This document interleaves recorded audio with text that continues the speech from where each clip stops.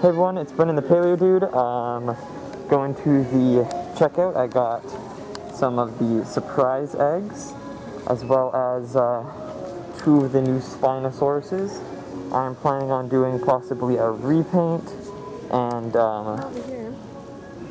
yeah, these are super cool. I'm definitely going to do a review on them when I get back home, and be sure to look out for my egg videos as well.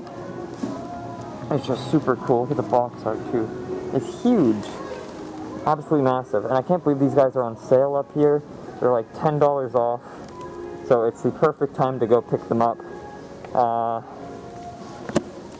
And I think there's like minimal box damage, and they're a little bit scuffed. Not that big of a deal. Great for photography.